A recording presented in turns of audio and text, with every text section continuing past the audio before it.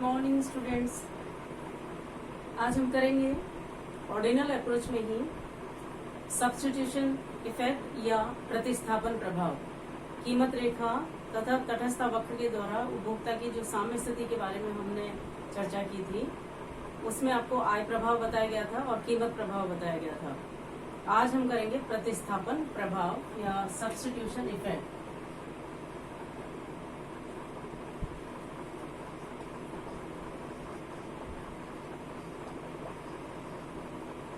Substitution effect या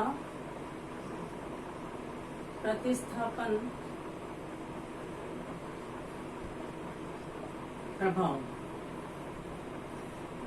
ये आपको बताया गया है कि एक उपभोक्ता की साम्य स्थिति बदल जाती है यदि वस्तुओं की कीमत बदल जाए या उपभोक्ता की आय बदल जाए। तो उपभोक्ता की आय बदल जाए, उससे मांग पर जो प्रभाव पड़ेगा उसे आय प्रभाव कहेंगे, ये आपको बताया जा चुका है। इसी तरह से यदि एक वस्तु की कीमत स्थिर रहे, उपभोक्ता की आय स्थिर रहे और अन्य वस्तु की कीमत बदल जाए तो भी उपभोक्ता की साम्य स्थिति बदल जाती है, जिसे कीमत प्रभाव के नाम से जाना जाता है। ये भी आपको करवाया जा चुका है। आज हम करेंगे कि यदि उपभोक्ता की आय स्थिर है और एक वस्तु की कीमत कम हो जाए तथा दूसरी वस्तु की कीमत बढ़ जाए, तो ऐसी स्थिति में उपभोक्ता जिसकी कीमत बढ़ी है उसकी मात्रा वह कम खरीदेगा और जिस वस्तु की कीमत कम हुई है उसकी मात्रा वह अधिक खरीदेगा। अर्थात एक उपभोक्ता महंगी वस्तु के स्थान पर सस्ती वस्तु को प्रतिस्थापित करेगा और उसके इस प्रभाव को हम प्रतिस्थापन प्रभाव के नाम से जान सकते हैं। तो प्रतिस्थापन प्रभाव के लिए हमें जो मान्यता लेनी होगी, उसे मान्यता है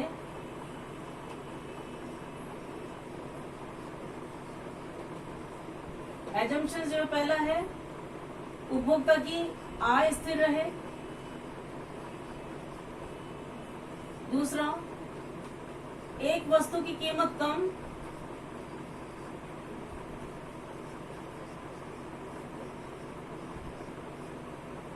एक वस्तु की कीमत में कमी हो और अन्य दूसरी वस्तु की कीमत में वृद्धि हो, तभी हम प्रतिस्थापन प्रभाव को जांच सकते हैं। उपभोक्ता की आय स्थिर रहे, एक वस्तु की कीमत कम हो जाए और दूसरी वस्तु की कीमत बढ़ जाए। ऐसी स्थिति में जो उपभोक्ता की साम्य स्थिति बदलती है, इन साम्य स्थितियों को जानने के लिए जिस वक्र का हम उपयोग करेंगे उसे प्रतिस्थापन प्रभाव कहा जाता है। तो हम रेखा चित्र के द्वारा ये समझने का प्रयास करेंगे कि प्रतिस्थापन प्रभाव किस तरह से निर्धारित होता है।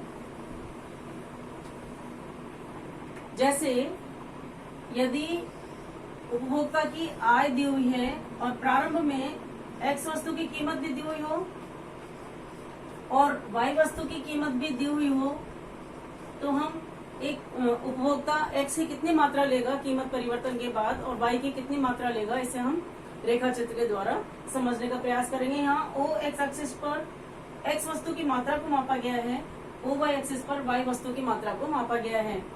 प्रारंभ में कीमत रेखा MN होती है।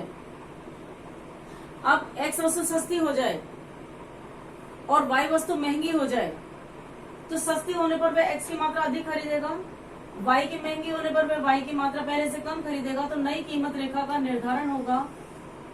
जो नई कीमत रेखा होगी वो M1 N1 होगी। हमने ये कीमत रेखा इसलिए बनाई है कि उपभोक्ता की आय तो स्थिर है, Y वस्तु महंगी हो गई तो Y पहले की तुलना में कम खरीदेगा, क्योंकि OY अक्ष पर हम Y वस्तु की मात्रा को माप रहे हैं। और X सस्ते होने पर पहले वह X की ON मात्रा खरीद सकता था अपनी पूरी आय खर्च करके। अब यदि वह X की कीमत कम हो जाए तो वह अब ON1 मात्रा X की प्राप्ति कर सकता है।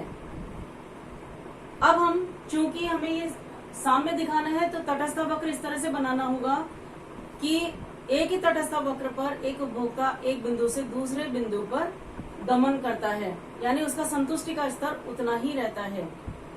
क्योंकि उपभोक्ता की आय स्थिर है, एक वस्तु की कीमत बढ़ी है या Y वस्तु की कीमत का बढ़ना, X वस्तु की कीमत का कम होना, ये कीमत में वृद्धि और कमी इस तरह से क्षतिपूरक के रूप में काम करती है कि उपभोक्ता उसी तटस्थ वक्र पर बना रहता है और उसका संतुष्टि का स्तर पूर्ववत ही रहता है।